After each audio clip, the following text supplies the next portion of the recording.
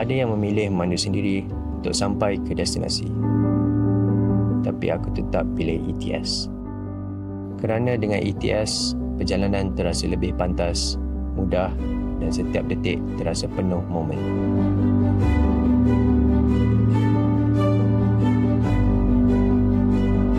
Dalam ratusan penumpang yang menaiki train ini, setiap seorang membawa cerita yang berbeza.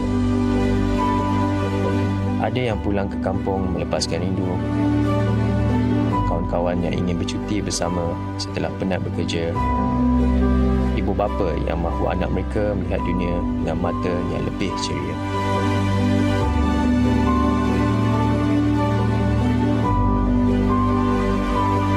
Ya, ETS dah sampai JB. Hari ini, aku sendiri sedang menuju ke destinasi baru untuk mencipta momen bersama ETS. Di sini aku ingin merasai pengalaman baru, mencari keseronokan dan merakam cerita baru aku di sini.